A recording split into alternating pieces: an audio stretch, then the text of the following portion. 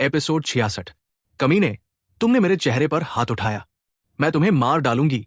तिंग चतुर्वेदी चीखी और अभय सिंह की ओर दौड़ी। थप्पड़ थप्पड़। तिंग चतुर्वेदी को अभय से और थप्पड़ मिले। अभय ने अपनी हथेलियां बढ़ाई और तिंग चतुर्वेदी के चेहरे पर लगातार 10 थप्पड़ मारे। उसका चेहरा लाल और सूजा हुआ हो गया। उसके बाल बिखर गए और वो स्तब्ध रह गई। तुमने मेरी बहन को मारा, तुम मरना चाहते हो। हर्ष चतुर्वेदी का चेहरा बदल गया जब उसने देखा कि उसकी बहन को मारा गया। उसने अपनी बाईं मुट्ठी कसी और अभय के सिर की ओर जोर से मुक्का मारा। उसने ताइक्वांडो की ट्रेनिंग ली थी। मुक्का मजबूत था और हवा को तेजी से काट रहा था। अभय ने अपनी बाईं टांग से हर्ष चतुर्वेदी के पेट पर लात मारी। हर्ष चतुर्वेदी कई मीटर दूर जा गिरा और जमीन पर लेट गया। उसका चेहरा पीला पड़ गया। उसके पेट में तेज दर्द था और वो उठ नहीं सका।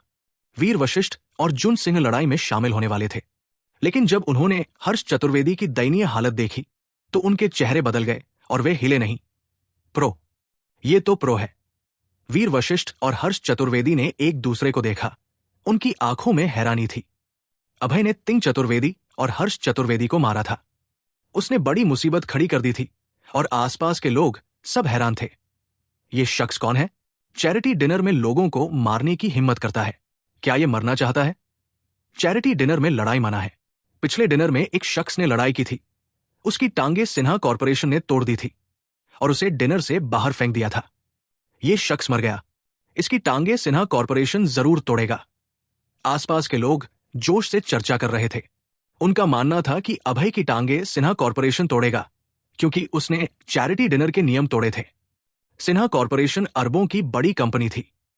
कोई भी इसके नियम नहीं तोड़ सकता था। यहां क्या हुआ? फू सिन्हा बड़े कदमों से हंगामे की ओर बढ़ा। उसका चेहरा नाखुशी से भरा था। कोई चैरिटी डिनर में हंगामा करने की हिम्मत कर रहा था। यह सिन्हा कॉर्पोरेशन का अपमान था। नौकर सिन्हा, आपको मेरे लिए न्याय करना होगा। अभय सिंह ने मुझे थप्पड़ मारा और मेरे भाई को लात मारी। फू सिन्हा को देखते ही तिंग चतुर्वेदी आंसुओं के साथ शिकायत करने लगी, जैसे उसने अपना सहारा देख लिया हो। आप तिंग चतुर्वेदी हैं? चतुर्वेदी परिवार की दूसरी छोटी मालकिन? फू सिन्हा ने हैरानी से पूछा। वो मोटे तौर पर समझ गया कि उसके सामने वाली महिला चतुर्वेदी परिवार की दूसरी छोटी मालकिन थी। वो उससे पहले मिल चुका था, लेकिन फू सिन्हा को जो याद था, चतुर्वेदी परिवार की दूसरी छोटी मालकिन एक सुंदर चेहरे वाली सुंदरी थी। उसके सामने वाली महिला का चेहरा सूजा हुआ था, जैसे कोई बुलबुला। उसके चेहरे पर खून था और बाल बिखरे हुए थे। वो भिखारी की तरह दिख रही थी। नौकर सिन्हा, मैं चतुर्वेदी परिवार की दूसरी छोटी मालकिन हूं। इस शख्स अभय सिंह ने चैरिटी डिनर में मुझे मारने की हिम्मत की। आपको मेरे लिए न्याय करना होगा। तिंग चतुर्वेदी ने आंसुओं के साथ जोर से शिकायत की। उसे पता था कि यह चैरिटी डिनर है और सिन्हा कॉर्पोरेशन का क्षेत्र है। जो भी सिन्हा कॉर्पोरेशन के खिलाफ गया वो जरूर मरेगा। आपने ही तिंग चतुर्वेदी और यंग मास्टर हर्ष को मारा? फू सिन्हा ने हल्के से भौहें सिकोड़ते हुए अभय से पूछा। हाँ, इन दोनों के मुंह बहुत गंदे हैं। इन्हें मार पड़नी ही चाहिए थी। अभय ने हल्के से कहा, अपने हाथ पीछे रखे हुए। उसने इसे ऐसे कहा जैसे ये कोई बड़ी बात नहीं हो, लेकिन बाकी सबकी नजरों में वो घमंडी लग रहा था। वे क्यों सोचते थे कि वो घमंडी है? उसने सिन्हा कॉर्पोरेशन के नौकर के सामने अपने हाथ पीछे रखे थे जैसे वो बॉस हो। भाई, ये चैरिटी डिनर है। ये सिन्हा कॉर्पोरेशन का क्षेत्र है। सिन्हा कॉर्पोरेशन अरबों की बड़ी कंपनी है जिसके रिश्ते और बैकग्राउंड है। कृपया इतना घमंड मत करो। आसपास के लोग अवाक थे और एक बार फिर अभय को घमंडी करार दिया। उन्हें यकीन था कि सिन्हा कॉर्पोरेशन जल्द ही उसे सबक सिखाएगा। फू सिन्हा का चेहरा बदल गया जब उसने अभय को यह मानते सुना कि उसने उन्हें मारा था। मुझे क्या करना चाहिए? फू सिन्हा ने हल्के से भौहें सिकोड़ ली और उलझन में था कि क्या करना चाहिए। फू सिन्हा इस शख्स को पहचानता था। प्रवेश द्वार पर उसने अपनी आंखों से देखा था कि अभय ने 5 सितारा प्लैटिनम कार्ड निकाला था। उसने खुद अभय को डिनर में ले जाकर बैठाया था। फू सिन्हा को 5 सितारा प्लैटिनम कार्ड की दुर्लभता अच्छी तरह समझ थी। इसका मतलब था कि उसके सामने वाला युवक साधारण नहीं था और उसका बैकग्राउंड मजबूत था। लेकिन अभय ने चैरिटी डिनर के नियम तोड़े थे।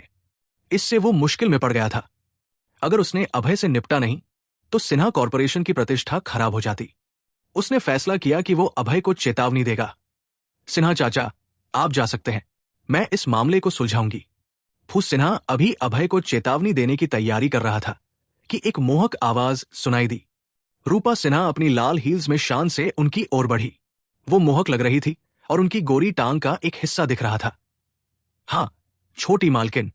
ये सुनकर कि मालकिन सिन्हा इस मामले को संभालेंगी, फूस सिन्हा ने राहत की सांस ली। उसे लगा कि यह मामला मुश्किल था और शायद केवल मालकिन सिन्हा जैसी ऊंची भावनात्मक और बौद्धिक क्षमता वाली ही इसे संभाल सकती थी। अभय सिंह, मुझे बहुत खेद है कि आपको चैरिटी डिनर में अपमानजनक टिप्पणियां सुननी पड़ी। मैं सिन्हा कॉर्पोरेशन की ओर से माफी मांगती हूं। रूपा सिन्हा के मोहक चेहरे पर माफी का भाव था। छोटी मालकिन, इससे माफी मांग रही हैं?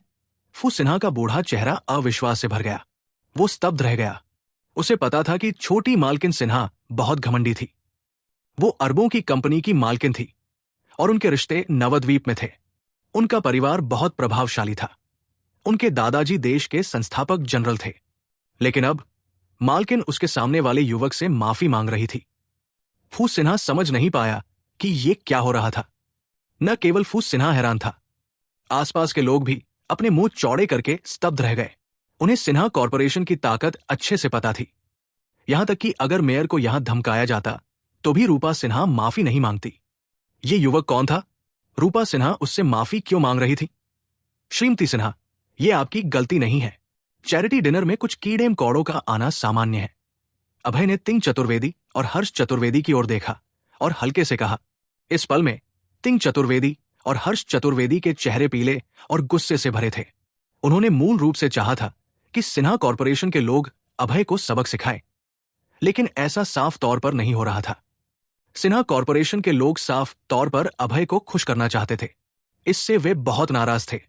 लेकिन सिन्हा कॉर्पोरेशन का बैकग्राउंड इतना मजबूत था कि वे गुस्से में होने के बावजूद कुछ नहीं कर सकते थे। मैं आपको एक मौका देता हूं। शालिनी से माफी मांगो, वरना मैं आपकी टांगे तोड़ दूंगा। अभय ने ठंडी मुस्कान दी और तिंग चतुर्वेदी और हर्ष चतुर्वेदी की ओर कहा।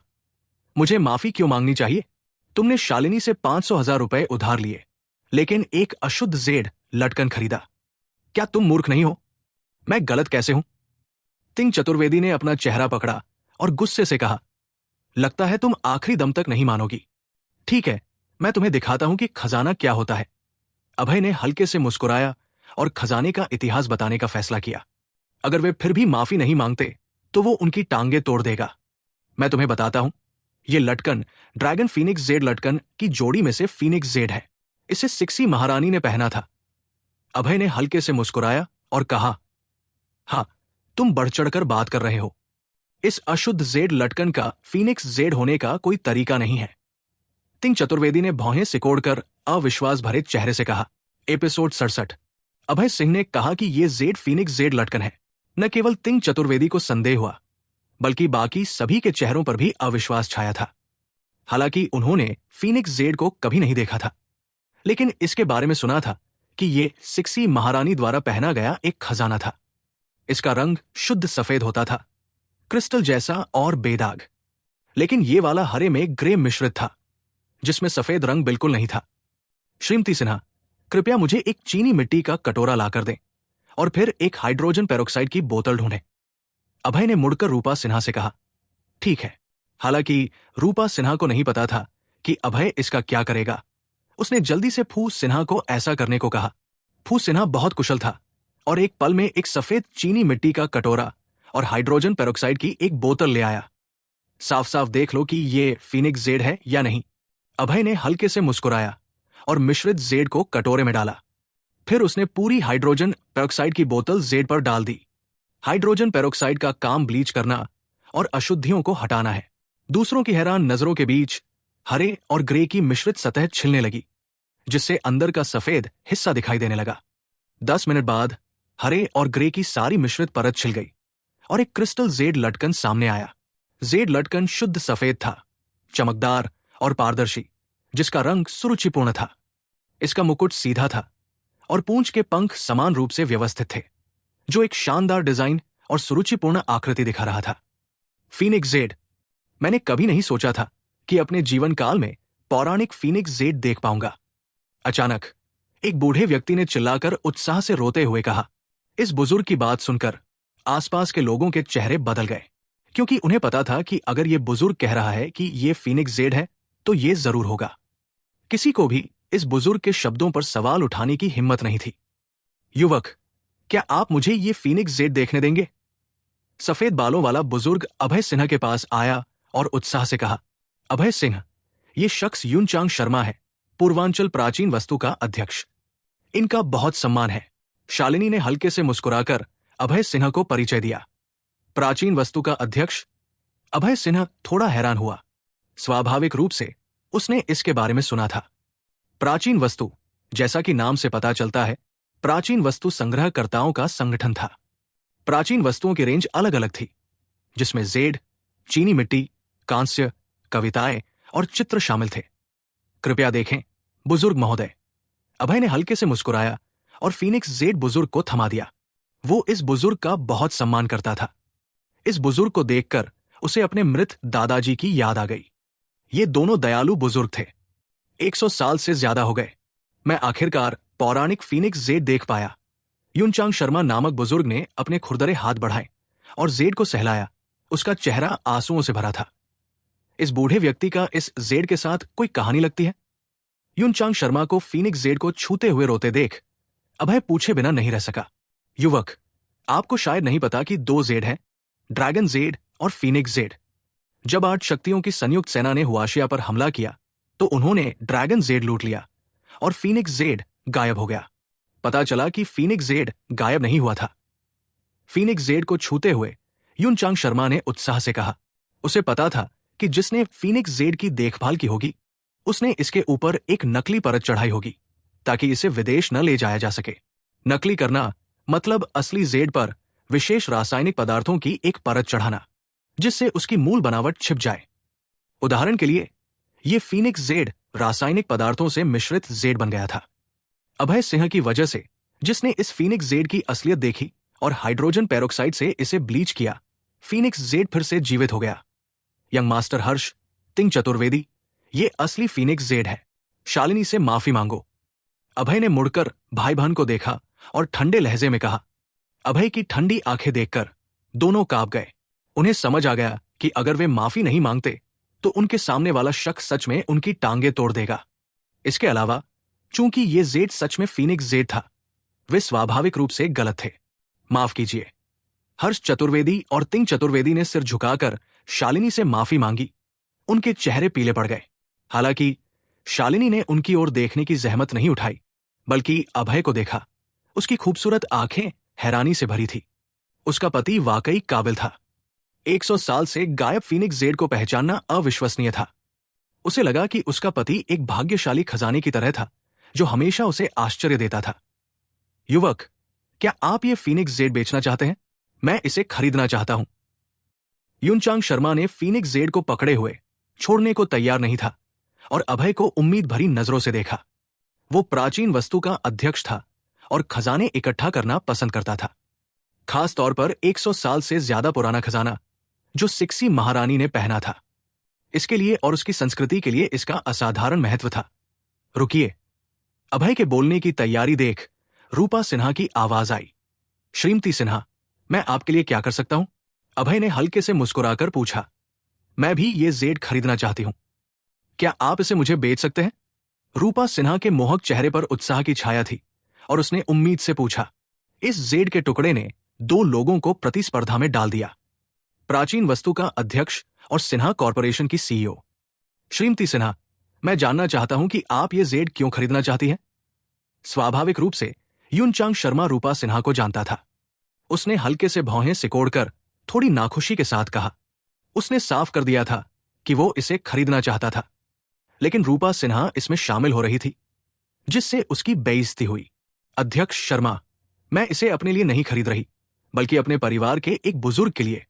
रूपा सिन्हा ने खेद के साथ मुस्कुराकर कहा। क्या आपके परिवार में कोई बीमार है? हाँ। ठीक है, मैं इसे आपको देता हूं। ये जेड वाकई लंबी उम्र और सेहत के लिए अच्छा है। ये जानकर कि रूपा सिन्हा इसे एक बुजुर्ग के लिए सच्ची संतान भक्ति के साथ खरीद रही थी, युनचांग शर्मा को इसके लिए प्रतिस्पर्धा करना बुरा लगा। आखिर वो इसे सिर्फ इकट्ठा करना चाहता था, क्योंकि 100 साल से ज्यादा पुराने खजाने को देखकर वो बहुत उत्साहित था। अभय सिंह, आप एक कीमत बता सकते हैं? रूपा सिन्हा ने मोहक ढंग से मुस्कुराया और अभय से कहा, अगर श्रीमती सिन्हा इसकी मदद से किसी की जान बचाना चाहती है तो मैं इसे आपको मुफ्त में दे दूंगा। अभय ने हल्के से मुस्कुराया और पैसे का जिक्र किए बिना इसे सीधे देने को तैयार था। युवक, क्या आप जानते हैं कि यह फीनिक्स जेड कितने का है? अभय को रूपा सिन्हा को जेड देने के लिए तैयार देख युनचांग शर्मा हैरानी से चिल्लाया, मुझे नहीं पता। अभय ने सिर हिलाया और कहा कि उसे नहीं पता। लड़के, ये फीनिक्स जेड कम से कम 10 मिलियन का है, तुम फिर भी इसे उसे देना चाहते हो? युनचांग शर्मा ने अभय को मजे लेते हुए देखा। इतनी हलचल के बाद इस युवक को फीनिक्स जेड की कीमत का बिल्कुल अंदाजा नहीं था। लेकिन सच कहें तो भले ही अभय को जेड की कीमत पता होती, वो फिर भी रूपा सिन्हा को मुफ्त में दे देता, क्योंकि इस महिला ने उसकी बहुत मदद की थी। न केवल उसे काली मुर्गी उधार दी, बल्कि अपना प्लैटिनम कार्ड भी दिया। स्वाभाविक रूप से वो उसका एहसान चुकाना चाहता था। एपिसोड 68। जैसा मैंने कहा, यह जेड का टुकड़ा रूपा सिन्हा को दिया जाएगा। चाहे 10 मिलियन हो या 20 मिलियन, ये एक जैसा ही है। अभय सिंह ने हल्के से मुस्कुराया और फिर भी जेड को रूपा सिन्हा को देना चाहता था। इस पल सभी ने अभय सिंह की ओर हैरानी भरी नजरें डाली। क्या यह शख्स कोई घनकुबेर है? 10 मिलियन को मुफ्त में दे देना भी उसे जरा नहीं हिलाता। क्या आप इतना शानदार दिखाना बंद कर सकते हैं? आप 10 मिलियन की परवाह न करें तो हम बाकी लोग भविष्य में कैसे अमीर बनने का दिखावा करेंगे? कुछ लोगों ने आंखें घुमाई। उनके चेहरे निराशा से भरे थे। आपके दयालुता के लिए धन्यवाद, लेकिन आपने इसके लिए पैसे भी दिए हैं। मैं इसे मुफ्त में नहीं ले सकती। इस बैंक कार्ड में 10 मिलियन है, इसे ले। रूपा सिन्हा ने एक बैंक कार्ड निकाला और जिद करके अभय सिंह के हाथ में थमा दिया। अभय सिंह ने कुछ बार मना किया, लेकिन रूपा सिन्हा ने पैसे देने पर जोर दिया, वरना वो जेड नहीं लेती। आखिरकार उसे 10 मिलियन स्वीकार करने पड़े। चैरिटी डिनर खत्म हो गया और सभी लोग चले गए। अभय सिंह और शालिनी गुप्ता डिनर हॉल से निकले और गेट पर जय जैन से मिले। अभय सिंह को जय जैन के प्रति सकारात्मक भावनाएं थी। हालांकि वो थोड़ा नखरे वाला और कमजोर लगता था, लेकिन वो वफादार किस्म का शख्स दिखाई देता था। यंग मास्टर जय, मुझे अपना फोन नंबर दे। अभय सिंह जय जैन के पास आया और कहा। उसने नंबर इसलिए मांगा क्योंकि वो उसकी मदद करना चाहता था। 37।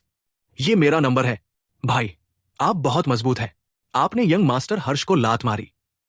बहुत शानदार। मैं आपको डिनर पर ले जाऊंगा।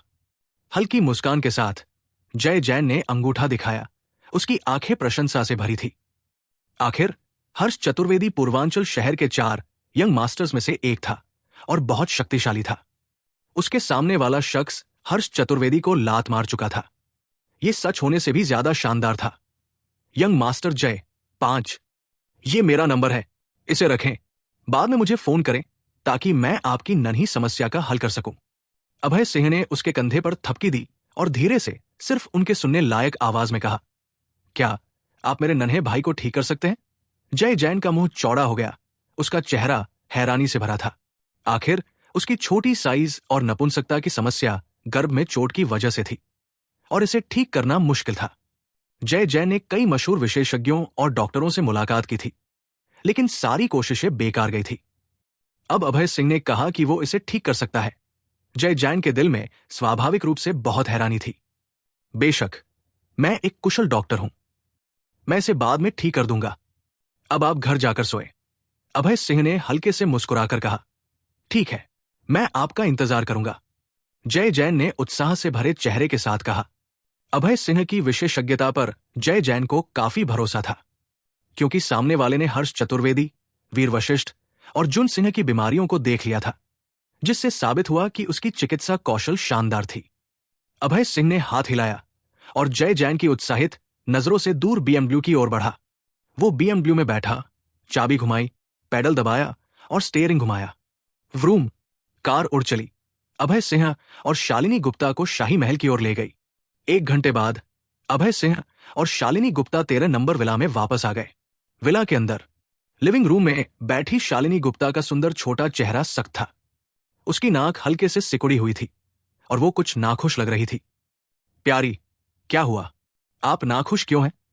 शालिनी का उदास चेहरा देखकर अभय सिंह ने मुस्कुराते हुए पूछा। बाहर उसे CEO कहता था, घर पर स्वाभाविक रूप से प्यारी कहता था। मैं आपसे पूछती हूं, आपका और उस रूपा नाम की महिला का क्या रिश्ता है? शालिनी की खूबसूरत भौं हल्के से सिकुड़ी और उसने पूछा, हमारा रिश्ता बहुत साफ और मासूम है। सच में? तो फिर आपने उसे 10 मिलियन का जेड लटकन क्यों दिया? प्यारी, क्या आप जलन कर रही हैं? अभय सिन्हा को थोड़ा मजा आया। इतनी हलचल के बाद उसकी प्यारी इसलिए जलन कर रही थी क्योंकि उसने जेड रूपा सिन्हा को दिया था। हालांकि दूसरे नजरिए से यह दिखाता था कि उसकी प्यारी उसकी परवाह करती थी। वो मन ही मन खुश था। कौन आपके लिए जलन कर रहा है? आपको दूसरी महिलाओं के लिए चीजें खरीदने की इजाजत नहीं है। शालिनी का ठंडा सुंदर चेहरा थोड़ा सख्त हो गया और वो अपनी हिम शिखर देवी की स्थिति में लौट आई। हाँ मेरी प्यारी, आइए मैं आपको मसाज दूं। अभय सिंह ने हल्के से मुस्कुराया, शालिनी के पीछे आया। उसने अपनी हथेलियां उसके कंधों पर रखी और मसाज शुरू कर दी। शुरुआत में शालिनी ने अभय सिंह के उसके शरीर को छूने का विरोध किया। वो साफ सफाई की शौकीन थी, लेकिन उस औरत रूपा सिन्हा के बारे में सोचकर उसे खतरा महसूस हुआ और उसने अपने पति को कुछ छोटे फायदे देने का फैसला किया। मां ने छोटी शालिनी को बताया था कि पुरुष कामुक होते हैं। मैं अपने पति को कुछ फायदे चखने दूंगी ताकि वो दूसरों के साथ न करे। शालिनी ने मन ही मन सोचा, ये कहना होगा। शालिनी वाकई बहुत सुंदर थी। उसका सुंदर चेहरा, बर्फ जैसी सफेद त्वचा, सुंदर आकृति और मुलायम कंधे। अभय सिंह ने उसके कंधे की मसाज की जिससे उसे बहुत आराम मिला। थोड़ा हल्के से। शालिनी का चेहरा लाल हो गया और उसने मोहक ढंग से कहा। यह सुनकर अभय सिंह ने थोड़ा ढीला किया, धीरे और हल्के से मसाज करने लगा, थोड़ा जोर से। शालिनी को लगा कि उसकी ताकत थोड़ी कम थी और उसने थोड़ा जोर लगाने को कहा। प्यारी, मैं थोड़ा और जोर लगाऊंगा। अभय सिंह ने हल्के से मुस्कुराया और थोड़ा ज्यादा दबाव डाला। शालिनी बहुत मासूम थी। उसने थोड़ा जोर से के दोहरे मतलब को नहीं समझा। अच्छी खुशबू आ रही है। अभय सिंह ने शालिनी की मसाज करते हुए उसके शरीर की अनोखी खुशबू को सूंघा और इसे बहुत आनंददायक पाया। शालिनी को भी उंगलियों की मसाज बहुत पसंद आई। उसने अपनी आंखें बंद की। उसका सुंदर चेहरा लाल हो गया और उसके शरीर में गर्मी की एक धारा बहने लगी। प्यारी, क्या मैं आज रात आपके कमरे में सो जाऊं? शालिनी को मसाज से बहुत आराम मिलते देख अभय सिंह ने लोहा गर्म होने पर हथौड़ा मारने का फैसला किया। शालिनी ने हल्के से गुंजन किया। उसे बिल्कुल नहीं सुनाई दिया कि अभय क्या कह रहा था। प्यारी, आप बहुत अच्छी हैं। मेरे साथ सोने को तैयार हो गई। अभय सिंह ने खुशी से कहा। कौन आपके साथ सो रहा है? शालिनी ने अपनी खूबसूरत आंखें खोली और हल्के से कहा। प्यारी, आपने अभी कहा था कि आप मेरे साथ एक कमरे में सोएंगी। क्या आप अपने शब्दों से मुकर रही हैं? अभय सिन्हा थोड़ा असंतुष्ट था। शालिनी ने अभी हम की आवाज निकाली थी, जिसका मतलब था कि वो उसके साथ एक कमरे में सोने को तैयार थी। अब अपने शब्दों से मुकरना थोड़ा अनुचित लग रहा था। मैंने गलती से कह दिया। हम इस मामले को बाद में देखेंगे। शालिनी ने मुस्कुराया, खड़ी हुई और दूसरी मंजिल के बेडरूम की ओर बढ़ गई। अभय सिन्हा को पीछे से उसकी सुंदर आकृति को निहारने के लिए छोड़ दिया। दरअसल अभय सिन्हा को अपने शरीर को छूने और मसाज करने देना पहले से ही उसके लिए एक बड़ा फायदा था। एक ही बेडरूम में सोने की बात एक महत्वपूर्ण मामला था और इसके लिए और इंतजार करना चाहिए था। बच्चा बनाने की योजना फिर से नाकाम हो गई। अभय सिन्हा थोड़ा परेशान था। वो शालिनी के साथ एक ही कमरे में सोकर बच्चा बनाना चाहता था। जाहिर तौर पर सामने वाली सहमत नहीं थी। हालांकि अभय सिंह ने शालिनी के शरीर की मसाज की थी, जो सफलता की ओर एक छोटा कदम था। अगर शालिनी एक हिमखंड थी, तो अभय सिंह आखिरकार उस हिमखंड पर चढ़ गया था। अपना पहला कदम उठाते हुए उसे विश्वास था कि अगर वो अपनी कोशिशों में लगा रहा तो एक दिन वो और शालिनी एक ही कमरे में सोएंगे और साथ में बच्चा बनाएंगे। एपिसोड 69। दूसरा दिन था। मौसम बादल छाया हुआ था और आकाश उदास ग्रे रंग का था, जैसे बारिश होने वाली हो। अभय सिंह ने उबासी ली और कपड़े पहने। फिर उसने मुंह धोया और हिम शिखर कॉरपोरेशन की ओर चल पड़ा। शालिनी गुप्ता की बात करें तो वो अभय से पहले उठ गई थी। वो 1 घंटे पहले ही गाड़ी लेकर काम पर चली गई थी। दोनों के बीच एक समझौता था कि वे काम पर अपने रिश्ते को जाहिर नहीं करेंगे, इसलिए उन्हें हमेशा अलग अलग काम पर जाना पड़ता था। बड़े भाई अभय, आप आखिरकार काम पर आए। जैसे ही अभय सिंह काम पर पहुंचा, एक कुरकुरी आवाज ने शिकायत की। उसने मुड़कर देखा। उसके पीछे श्यामली वर्मा खड़ी थी। उसने आज सफेद शर्ट पहनी थी। उसका हल्का नीला सूट उसके पपीते के आकार के सीने को ऊपर की ओर धकेल रहा था, जैसे वे बाहर उछलने को तैयार हों। उसके प्यारे चेहरे पर नाराजगी की एक झलक थी। अभय के 2 दिन तक काम पर न आने से वो बहुत नाखुश थी। उसके दिल में वो स्वाभाविक रूप से अभय को हर दिन देखना चाहती थी। अगर वो एक दिन भी उसे न देखे तो ऐसा लगता था जैसे उसके दिल से कुछ गायब हो गया हो और उसका पूरा शरीर दुखने लगे। श्यामली, मुझे माफ कर दे, इन दिनों कुछ काम था, अभय ने हल्के से मुस्कुराकर समझाया। बड़े भाई अभय, अगर आप भविष्य में काम पर ना आए तो मुझे फोन करके छुट्टी लेना याद रखें। आप बिना वजह काम से गायब नहीं हो सकते। श्यामली वर्मा स्वाभाविक रूप से ये नहीं मानती थी कि वो अभय को देखना चाहती थी, इसलिए उसे काम का बहाना बनाना पड़ा। वो निश्चित रूप से बेशर्म नहीं थी। समझ गया श्यामली, अगली बार मैं आपको जरूर बताऊंगा। अभय ने श्यामली वर्मा के हाथों में दूध और ब्रेड देखा। उसका पेट भूख से भर गया। उसने अभी तक नाश्ता भी नहीं किया था। बड़े भाई अभय, लें, आप इसे नाश्ते के लिए खा सकते हैं। श्यामली वर्मा ने अभय की आंखों का भाव देखा और अनुमान लगाया कि उसने अभी तक खाना नहीं खाया, इसलिए उसने अपने हाथों में नाश्ता उसे दे दिया। श्यामली, अगर मैं इसे खा लूं तो आप क्या खाएंगी? मैं पहले ही खा चुकी हूं। बड़े भाई अभय, आप खा लें।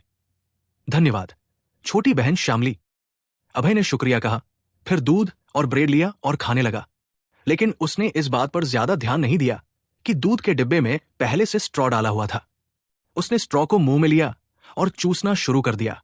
दूध डीलक्स दूध था। यह मीठा था और बहुत अच्छा स्वाद दे रहा था। अभय को अपना दूध पीते देख श्यामली वर्मा का चेहरा लाल हो गया। वो थोड़ी शर्मिंदा थी। उसे अचानक याद आया कि उसने अभी उस दूध के डिब्बे में स्ट्रॉ डाला था और कुछ पिया भी था। तो क्या इसका मतलब यह नहीं कि उसके होंठ उस स्ट्रॉ को छू चुके थे और अब वो स्ट्रॉ अभय के मुंह में था? उन्होंने अप्रत्यक्ष रूप से चूम लिया था। अप्रत्यक्ष चुंबन। इस बारे में सोचकर श्यामली वर्मा बहुत शर्मिंदा हुई और उसका दिल तेजी से धड़कने लगा। अभय सिंह दूध पीने में मगन था, इसलिए उसने श्यामली वर्मा के चेहरे के भावों पर ध्यान नहीं दिया। नाश्ता खत्म करने के बाद अभय सिंह टेबल नंबर 9 पर काम शुरू करने के लिए चला गया। अब मेरे पास भी क्लाइंट है। अभय सिंह कुर्सी पर बैठा और बहुत खुश था। वो कंपनी में कुछ दिन से था और उसके पास एक भी क्लाइंट नहीं था। इससे सेल्स डिपार्टमेंट में कई लोग उसका मजाक उड़ाते थे और उसे भी थोड़ी शर्मिंदगी होती थी। लेकिन अब बात अलग थी। उसके पास भी एक क्लाइंट था और वो एक बड़ा क्लाइंट था, रूपा सिन्हा। शालिनी गुप्ता पहले ही सहमत हो चुकी थी कि अभय सिंह हिम शिखर कॉरपोरेशन और सिन्हा कॉरपोरेशन के बीच सहयोग के लिए पूरी तरह जिम्मेदार होगा। उसे बस अपनी पूरी कोशिश करके बड़े क्लाइंट रूपा सिन्हा पर काम करना था। अभय सिंह ने सिन्हा कॉरपोरेशन की जानकारी निकाली और पढ़ना शुरू किया। उनके साथ साझेदारी करने के लिए उसे पहले उन्हें समझना जरूरी था। उसने नहीं देखा होता तो नहीं पता चलता, लेकिन अब देखने के बाद वो हैरान था। ये सिन्हा कॉरपोरेशन एक विशालकाय थी। उनकी कीमत $1 अरब से ज्यादा थी और उनका हाथ होटलों, रियल एस्टेट, ज्वेलरी, नीलामी घरों आदि में था। देश में सिन्हा कॉरपोरेशन की 1 दर्जन से ज्यादा सहायक कंपनियां थी। पूर्वांचल शहर में सिन्हा कॉरपोरेशन सिर्फ एक सहायक कंपनी थी, क्योंकि पूर्वांचल शहर में सिन्हा कॉरपोरेशन की सहायक कंपनी हाल ही में शुरू हुई थी। इसलिए रूपा सिन्हा खुद इसे संभाल रही थी और कंपनी को विकसित करने में मदद कर रही थी। पूर्वांचल शहर सिन्हा कॉरपोरेशन का एक प्रमुख विकास लक्ष्य था। अभय सिंह ने सिन्हा कॉरपोरेशन की जानकारी पढ़ना खत्म किया और फिर उसे रूपा सिन्हा और उनकी कंपनी की स्पष्ट समझ हो गई। अनजाने में दोपहर हो चुकी थी। अभय सिंह खड़ा हुआ और श्यामली वर्मा को साथ खाने के लिए बुलाने वाला था, लेकिन उसे श्यामली वर्मा नहीं मिली। आसपास पूछने पर पता चला कि श्यामली वर्मा एक क्लाइंट के साथ बाहर गई थी। जब से श्यामली वर्मा मैनेजर पद पर प्रमोट हुई थी, उसके क्लाइंट्स की संख्या में भारी बढ़ोतरी हुई थी। वो बहुत व्यस्त हो गई थी और हर दिन उसके पास बहुत काम था। क्योंकि श्यामली वर्मा नहीं मिली, अभय सिंह को अकेले कैंटीन में खाने जाना पड़ा। वो कैंटीन की ओर लुढ़कता हुआ गया और अचानक उसकी नजर ठहर गई और उसने एक परिचित को देखा। वहां एक मेज पर एक सुंदर महिला बैठी थी। इस महिला का चेहरा, नाक और आंखें सुंदर थी। हल्का नीला बिजनेस सूट उसके पतले शरीर को पूरी तरह लपेटे हुए था। उसकी टांगें पतली और लंबी थी, जो लोगों को छूने का मन करता था। देवी, ये एक खूबसूरत देवी थी। अरे सुंदरी, बहुत दिनों बाद मिले। अभय सिन्हा लंबे बालों वाली लड़की के पास गया और मुस्कुराते हुए इशारा किया। अरे ये आप है? हाँ, बहुत दिनों बाद मिले। लंबे बालों वाली लड़की के सुंदर चेहरे पर अभय सिन्हा को देखकर उत्साह का भाव उभरा और अभय सिंह ने उसे सुंदरी कहकर पुकारा, जिससे वो थोड़ा शर्मा गई। मुझे सुंदरी मत कहें, मुझे डायरेक्टर शर्मा कहें। लंबे बालों वाली लड़की कोई और नहीं, प्रिया शर्मा थी। वो अभय सिंह की बॉस भी थी, सेल्स डिपार्टमेंट की डायरेक्टर। आपको डायरेक्टर शर्मा कहना बहुत अजीब लगता है। हम दोनों का कुछ न कुछ नाता है, तो मैं आपको सुंदरी कहूंगा। सुंदरी कहना अच्छा नहीं लगता। आप मुझे मिस शर्मा क्यों नहीं कहते? ठीक है मिस शर्मा, कुछ दिनों में नहीं देखा और आप और सुंदर हो गई। अभय सिंह ने उसे मिस शर्मा कहकर पुकारा और उसकी तारीफ की।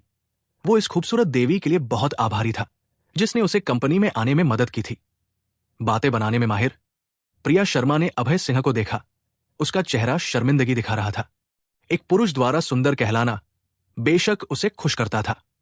झूठ बोलने के हजारों लाखों तरीके हो सकते हैं और पकड़े जा सकते हैं, लेकिन एक महिला की तारीफ करना कभी पकड़ा नहीं जाता। हर महिला सुंदर होना पसंद करती है और उन्हें दूसरों से सुंदर कहा जाना अच्छा लगता है। अभय सिंह की यह तारीफ ने प्रिया शर्मा को बहुत आराम दिया। मिस शर्मा, आप हाल ही में कहा गई थी, मैंने आपको बहुत दिनों से नहीं देखा। क्या आप मुझे इसलिए मिस कर रहे हैं क्योंकि आपने मुझे हाल में नहीं देखा? बेशक मैं आपको मिस कर रहा हूं। मैं तो सपनों में भी आपको देखना चाहता हूं। सच में कल रात मैंने आपका सपना देखा, अभय सिंह ने हंसते हुए कहा। वो महिलाओं को मनाने में माहिर था। कुछ ही वाक्यों में उसने प्रिया शर्मा को हंसने पर मजबूर कर दिया। मैं इन दिनों बहुत व्यस्त थी। चतुर्वेदी कॉरपोरेशन के साथ हमारे सहयोग की बात कर रही थी। कुछ दिन पहले तक सब ठीक चल रहा था, लेकिन आज बिना किसी वजह के उन्होंने हमारे साथ काम करने से इनकार कर दिया। प्रिया शर्मा की भौहें उठीं। उसके सुंदर चेहरे पर उलझन का भाव था। हालांकि अभय सिन्हा को प्रिया शर्मा की बात सुनकर बहुत अच्छे से पता था कि क्या हुआ। उसे पता होना ही था, क्योंकि उसने चैरिटी डिनर में हर्ष और तिंग चतुर्वेदी को मारा था। जाहिर है चतुर्वेदी कॉरपोरेशन अब हिम शिखर कॉरपोरेशन के साथ सहयोग नहीं करना चाहती थी, लेकिन बेशक वो प्रिया शर्मा को यह नहीं बताएगा कि उसने उस कंपनी के मालिक को थप्पड़ मारा था जिसके साथ वो काम करने की कोशिश कर रही थी। मिस शर्मा, अगर वो सहयोग नहीं करते तो कोई बात नहीं। हिम शिखर कॉरपोरेशन भी एक बड़ी कंपनी है। हमें सफल होने के लिए चतुर्वेदी कॉरपोरेशन की खुशामद करने की जरूरत नहीं है। अभय सिंह ने हल्के से मुस्कुराकर कहा। एपिसोड 70। अभय सिंह, शायद आपको नहीं पता, लेकिन हिम शिखर कॉरपोरेशन हाल ही में फंडिंग संकट का सामना कर रही है। चतुर्वेदी कॉरपोरेशन हमारी मदद करने वाली थी, लेकिन हमें नहीं पता कि आज उन्होंने अचानक अपना इरादा क्यों बदल दिया। प्रिया शर्मा ने अपने माथे को छुआ और खुद को दोष देते हुए कहा, सीईओ ने उसे इतना महत्वपूर्ण काम सौंपा था, लेकिन अब वो इसे बर्बाद कर चुकी थी। स्वाभाविक रूप से वो खुद को दोष दे रही थी। मिस शर्मा, आपको खुद को दोष देने की जरूरत नहीं है। भले ही चतुर्वेदी कॉरपोरेशन हमारे साथ सहयोग न करे, हम फिर भी ठीक रहेंगे। प्रिया शर्मा को खुद को दोष देते देख अभय सिंह ने मुस्कुराकर उसे सांत्वना देने की कोशिश की। उसने चतुर्वेदी कॉरपोरेशन को अपनी नजरों में नहीं रखा था। हिम शिखर कॉरपोरेशन अब संकट में नहीं थी, क्योंकि अब उनकी साझेदारी रूपा सिन्हा के साथ हो गई थी।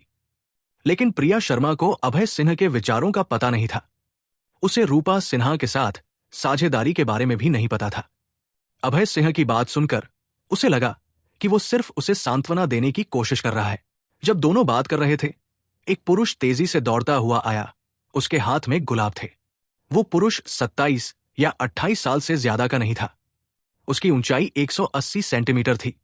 उसकी पीठ बाघ की तरह मजबूत और कमर भालू की तरह मोटी थी। कुल मिलाकर वो बहुत हैंडसम था। ये साफ था कि उस पुरुष का निशाना प्रिया शर्मा थी। लेकिन अभय सिन्हा को जो हैरानी हुई वो ये थी कि प्रिया शर्मा ने इस पुरुष को देखते ही अपने सुंदर चेहरे को ठंडा कर लिया। वो साफ तौर पर नाखुश थी। प्रिया, ये गुलाब मैंने तुम्हारे लिए खरीदे हैं। वो पुरुष प्रिया शर्मा के पास आया और गुलाब उसे देते हुए जोश से बोला। किरण, क्या मैंने पहले नहीं कहा था? मुझे परेशान करना बंद करो, उसने गुस्से से कहा। प्रिया शर्मा का चेहरा थोड़ा बदल गया और उसका सीना ऊपर नीचे होने लगा। उसने अपने सामने वाले इस पुरुष को कई बार मना कर दिया था, लेकिन ये शख्स फिर भी उसे ढूंढने आता था। इससे वो बहुत नाखुश थी। प्रिया, जब से मैंने तुम्हें पहली बार देखा, मुझे तुम पसंद आ गई। मेरी गर्लफ्रेंड बनने के लिए हाँ कर दो। किरण ने हल्के से मुस्कुराया और जोर से कहा। प्रिया शर्मा के ठंडे रवैये से वो बिल्कुल नाराज नहीं हुआ। किरण की आवाज बहुत तेज थी। कैंटीन में मौजूद हर किसी ने सुन लिया और बहुत सारे लोग उसके चारों ओर घेरा बनाने आ गए। हाँ, वो सिक्योरिटी डिपार्टमेंट का डायरेक्टर किरण नहीं है। वो क्या कर रहा है? क्या तुम मूर्ख हो? क्या तुम्हें नहीं दिख रहा कि किरण गुलाब लिए प्रिया शर्मा का पीछा कर रहा है? ये दोनों, एक सिक्योरिटी डायरेक्टर है, दूसरी सेल्स डायरेक्टर। ये एक दूसरे के लिए काफी मेल खाते हैं। आसपास के लोग स्वाभाविक रूप से किरण और प्रिया शर्मा को पहचानते थे और सब चर्चा कर रहे थे। आसपास के लोगों की चर्चा से अभय सिन्हा को भी समझ आ गया। उसके सामने वाला पुरुष किरण था और सिक्योरिटी डिपार्टमेंट का डायरेक्टर था। किरण, तुम हद पार कर रहे हो। प्रिया शर्मा का सुंदर चेहरा ठंडा था। उसकी आवाज में गुस्से की झलक थी। वो स्वाभाविक रूप से देख सकती थी कि किरण के इरादे कुछ और थे। इस शख्स ने जानबूझकर गुलाब खरीदे और सबके सामने इजहार किया। इसके अलावा वो तेज आवाज करके सबका ध्यान अपनी ओर खींचने की कोशिश कर रहा था। किरण का मकसद साफ था। वो इसे बड़ा बनाना चाहता था और हिम शिखर कॉरपोरेशन में हर किसी को पता चले कि वो प्रिया शर्मा का पीछा कर रहा है। इस तरह जो लोग प्रिया शर्मा को पसंद करते थे वे डर के मारे कुछ नहीं कर पाते। प्रिया, कृपया मेरे सच्चे प्यार को स्वीकार करो और मेरी गर्लफ्रेंड बनने के लिए हाँ कर दो। किरण एक घुटने पर जमीन पर बैठ गया, गुलाब अपने सीने से लगाए और जोश से बोला, किरण, मैं फिर से कह रही हूं, मैं तुम्हारी गर्लफ्रेंड नहीं बनूंगी। प्रिया शर्मा का चेहरा ठंडा था और उसकी आवाज भी। किरण का बैकग्राउंड साधारण नहीं था। वो कंपनी के वाइस प्रेसिडेंट का बेटा था। वो पिछले 6 महीने से प्रिया शर्मा का पीछा कर रहा था, लगातार कोशिश कर रहा था और कभी हार नहीं मानी। लेकिन प्रिया शर्मा को किरण में कोई आकर्षण नहीं था। सच कहें तो प्रिया शर्मा को किरण पसंद न करने की एक वजह थी। 6 महीने पहले किरण की एक गर्लफ्रेंड थी, लेकिन प्रिया शर्मा की सुंदरता की वजह से उसने अपनी गर्लफ्रेंड को छोड़ दिया और प्रिया शर्मा का पीछा शुरू कर दिया। इससे प्रिया शर्मा उसकी नजरों में गिर गया। ऐसे लोगों के लिए जो अधूरे मन से अपनी गर्लफ्रेंड को छोड़ सकते थे, प्रिया शर्मा को बहुत गुस्सा आता था। लेकिन किरण का बैकग्राउंड प्रभावशाली था, इसलिए प्रिया शर्मा उसे ज्यादा नाराज नहीं कर सकती थी। वो बस उसे लगातार मना करती रही। लेकिन किसी भी वजह से जितना ज्यादा प्रिया शर्मा उसे मना करती, किरण उतना ही जोर शोर से उसका पीछा करता। ऐसा लगता था कि जितना वो उसे हासिल नहीं कर पाता, उतना ही ज्यादा वो उसे चाहता था। इतने लंबे समय तक जीने के बाद प्रिया शर्मा ने कभी इतने बेशर्म शख्स को नहीं देखा था। उसके फेफड़े गुस्से से फटने को तैयार थे। प्रिया, तुम्हारा कोई बॉयफ्रेंड नहीं है। तुम बहुत अकेली हो। मुझे तुम्हारा बॉयफ्रेंड बनने दो, फिर मैं तुम्हें गर्माहट दे सकता हूं। किरण जमीन पर घुटने टेके हुए था और सच्चाई से बोला, तुम बेशर्म हो। मैं अकेली नहीं हूं, मेरा बॉयफ्रेंड पहले से है। प्रिया शर्मा किरण के बेशर्म शब्दों से इतनी नाराज थी कि उसे कहना पड़ा कि उसका बॉयफ्रेंड पहले से है। मुझे यकीन नहीं होता, अगर तुम्हारा बॉयफ्रेंड है तो मैं उसे पहले क्यों नहीं मिला? किरण ने अविश्वास में सिर हिलाया। तुम्हें यकीन नहीं है तो वो मेरा बॉयफ्रेंड है। किरण को यकीन दिलाने के लिए कि उसका बॉयफ्रेंड है, प्रिया शर्मा ने अभय सिन्हा की ओर इशारा किया और कहा, क्या मैं इसमें कैसे फंस गया? अभय सिन्हा ने आंखें घुमाई और अवाक रह गया। क्या ये इसलिए था कि वो बहुत हैंडसम था? हर बार ऐसा क्यों होता कि वो ही इन चीजों में फंस जाता था? उसने अपने आप से आत्ममुग्ध होकर कहा, देखकर कि किरण अभी भी उस पर यकीन नहीं कर रहा था। प्रिया शर्मा ने अपना दाहिना हाथ बढ़ाया और अभय सिन्हा का हाथ पकड़ लिया। मुस्कुराते हुए कहा, देखो, वो मेरा बॉयफ्रेंड है। ये कहने के बाद प्रिया शर्मा का दिल हिरण की तरह धड़क रहा था। उसका चेहरा भी लाल हो गया था। यह पहली बार था जब उसने किसी पुरुष का हाथ पकड़ा था। जाहिर है वो थोड़ा उत्साहित थी। साथ ही अभय सिन्हा के हाथ से गर्माहट का एहसास हुआ, जिससे वो शर्मिंदा हो गई। नहीं हो सकता, ये कैसे संभव है? किरण इस दृश्य से हैरान था। न केवल किरण हैरान था, बल्कि आसपास के लोग भी स्तब्ध थे। प्रिया शर्मा कौन थी? वो कंपनी की एक फूल थी, एक सुंदरी। बहुत सारे लोग उस पर क्रश रखते थे। अगर किरण प्रिया शर्मा का बॉयफ्रेंड होता तो वे ज्यादा हैरान नहीं होते, क्योंकि किरण के पिता वाइस प्रेसिडेंट थे और वो सिक्योरिटी डिपार्टमेंट का डायरेक्टर था। उसकी हैसियत थी, इसलिए कोई कुछ नहीं कहता। लेकिन अब सेल्स डिपार्टमेंट का एक साधारण कर्मचारी प्रिया शर्मा को हासिल करने में सफल हो गया। इससे सबको जलन हुई। मैं बहुत आकर्षक हूंगा, अभय सिन्हा ने आत्ममुग्ध होकर सोचा। चूंकि एक सुंदरी ने खुद को उसे सौंप दिया था, तो एक पुरुष के रूप में अभय सिन्हा को स्वाभाविक रूप से प्रिया शर्मा को हवा और बारिश से बचाने की जरूरत थी। आपका नाम किरण है ना? प्रिया शर्मा पहले से मेरी गर्लफ्रेंड है। कृपया चले जाएं। और मेरी गर्लफ्रेंड को फिर कभी परेशान न करें। अभय सिंह ने अपना हाथ बढ़ाया और प्रिया शर्मा की पतली कमर को पकड़ लिया। आक्रामक ढंग से कहा। अचानक पकड़े जाने से प्रिया शर्मा की त्वचा सिकुड़ गई और उसका दिल हर जगह उछल रहा था। वो अभय सिंह का हाथ हटाना चाहती थी, लेकिन ये सोचकर कि किरण ठीक सामने था, उसे सच दिखाने के लिए अभय सिंह को उसे ऐसे ही पकड़े रहने देना पड़ा। भाई, तुम कौन हो कि तुम में हिम्मत है प्रिया शर्मा को मुझसे छीनने की? किरण जमीन से खड़ा हुआ और सख्त चेहरे के साथ बोला। मेरा नाम अभय सिंह है, मैं सेल्स डिपार्टमेंट का कर्मचारी हूं। मैं फिर से कह रहा हूं, मैं आपको अपनी गर्लफ्रेंड प्रिया शर्मा को परेशान करने की इजाजत नहीं दूंगा। अभय सिंह ने हल्के से मुस्कुराया और उसे चेतावनी दी। एपिसोड 71। अभय सिंह, तुम तो बस एक साधारण कर्मचारी हो। तुम प्रिया शर्मा के बॉयफ्रेंड कैसे हो सकते हो? किरण ने अविश्वास में सिर हिलाया। उसे पता था कि प्रिया शर्मा एक घमंडी इंसान थी। न सिर्फ वो सुंदर थी, बल्कि उसकी नजरें भी ऊंची थी। वो किसी साधारण इंसान की ओर आंख उठाकर भी नहीं देखती थी। अगर अभय सिंह कोई दूसरी पीढ़ी का अमीर होता तो किरण को यकीन होता, लेकिन अभय सिंह के कपड़े देखकर साफ था कि वो सिर्फ एक साधारण कर्मचारी था। ये मुमकिन नहीं था कि एक नाजुक, अमीर और खूबसूरत लड़की एक साधारण कर्मचारी को पसंद करे। मैं सच में प्रिया शर्मा का बॉयफ्रेंड हूं। मुझे यकीन नहीं होता। मैं तुम्हें कैसे यकीन दिलाऊं कि मैं प्रिया शर्मा का बॉयफ्रेंड हूं, जब तक तुम उसे चूम नहीं लेते? किरण ने ठंडी हंसी के साथ कहा। उसे पता था कि प्रिया शर्मा अपनी साफाई का बहुत ध्यान रखती थी। वो किसी को भी अपने होंठ चूमने नहीं देती थी, सिवाय अपने बॉयफ्रेंड के। ठीक है, मैं तुम्हारी इच्छा पूरी कर दूंगा। अभय सिंह ने मुस्कुराया और फैसला किया कि वो प्रिया शर्मा को चूमेगा, ताकि किरण हार मान ले। उसने प्रिया शर्मा की पतली कमर पकड़ी और अपने होंठ उसके लाल होंठों की ओर बढ़ाए और एक गहरा चुंबन दिया। ये मीठा और बहुत आरामदायक था। प्रिया शर्मा ने नहीं सोचा था कि अभय सिंह इतना हिम्मती होगा और इतने लोगों के सामने उसे चूम लेगा। ये उसका पहला चुंबन था। मूर्ख, मुझे छोड़ दो। प्रिया शर्मा का चेहरा लाल हो गया और उसने धीमी आवाज में कहा। उसका चेहरा शर्मिंदगी से भरा था। उसका दिल तेजी से धड़क रहा था। उसकी गति 100 गुना बढ़ गई थी। अगर मैंने छोड़ दिया तो किरण को यकीन नहीं होगा कि मैं तुम्हारा बॉयफ्रेंड हूं। मिस शर्मा, बस अपनी आंखें बंद करो और मजे लो।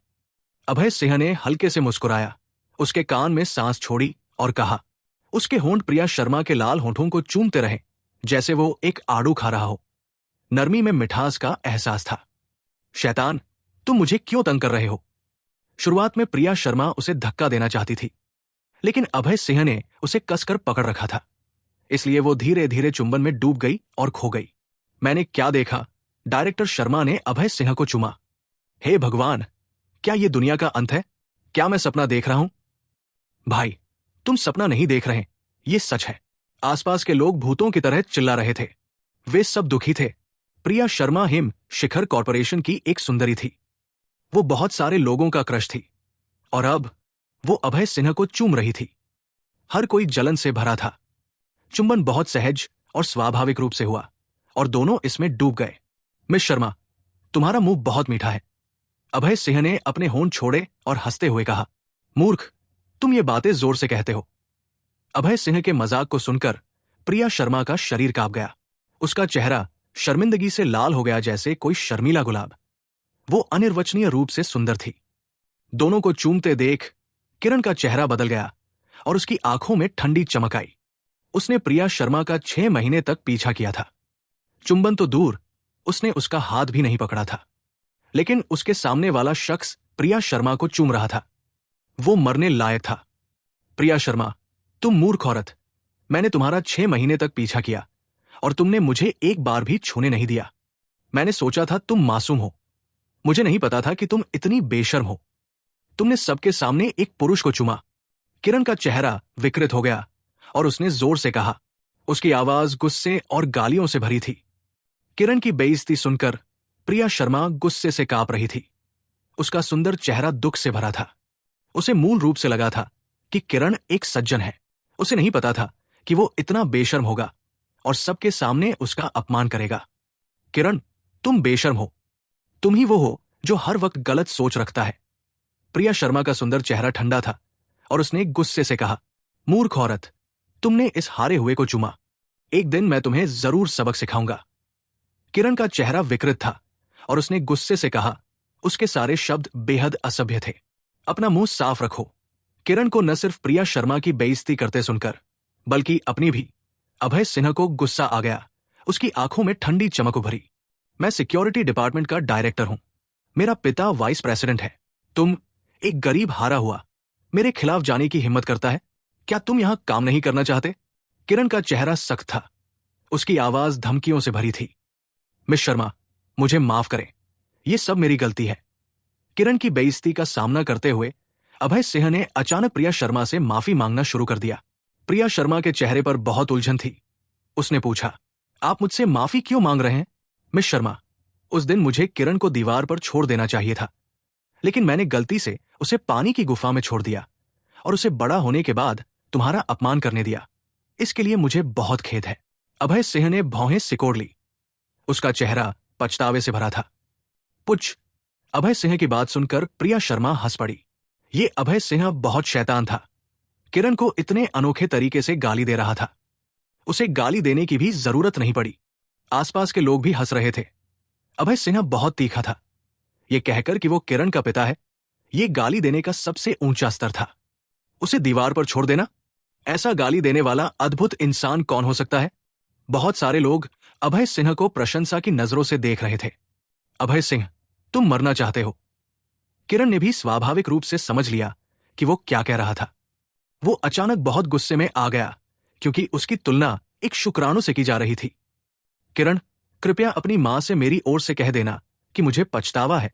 मुझे बाहर निकाल लेना चाहिए था, बजाय इसके कि तुम्हें बाहर आने देकर दूसरों को नुकसान पहुंचाने दिया। अभय सिंह ने हल्के से मुस्कुराया। उसके कहे शब्द बेहद ताकतवर थे, जिसने आसपास के लोगों को पूरी तरह हैरान कर दिया। तुम सच में अपनी मौत को बुला रहे हो? किरण का चेहरा विकृत था। वो अभय सिन्हा के शब्दों से गुस्से से लगभग मर ही गया था। उसे पता था कि अगर उसे और 20 साल भी दिए जाए तब भी वो अभय सिन्हा के गाली देने के स्तर तक नहीं पहुंच सकता था। चूंकि वो शब्दों से नहीं जीत सकता था, तो वो इसे शारीरिक रूप से हल करेगा। हां, किरण ने गुस्से से चिल्लाया और अपनी मुट्ठियां लहराई। उसकी मुट्ठी ने आकाश में एक वक्र बनाया और अभय सिन्हा के सिर की ओर जोर से मारी। सावधान। प्रिया शर्मा का चेहरा बदल गया और उसने चिल्लाकर कहा। इस वक्त प्रिया शर्मा बहुत चिंतित थी। उसे पता था कि किरण सिक्योरिटी डिपार्टमेंट का डायरेक्टर था और ताइक्वांडो में लेवल 4 का मास्टर था। उसे बहुत चिंता थी कि अभय सिन्हा को चोट लग जाएगी। लेकिन प्रिया शर्मा और भीड़ को जो हैरानी हुई वो ये थी कि अभय सिन्हा अपने हाथ पीठ के पीछे रखे बिना हिले डुले खड़ा रहा। उसे किरण की मुट्ठी की परवाह नहीं थी, जैसे वो मुट्ठी मौजूद ही न हो। चूंकि तुम अपनी मौत मांग रहे हो, तो मैं तुम्हारी इच्छा पूरी कर दूंगा। अभय सिंह ने ठंडी हंसी हंसी।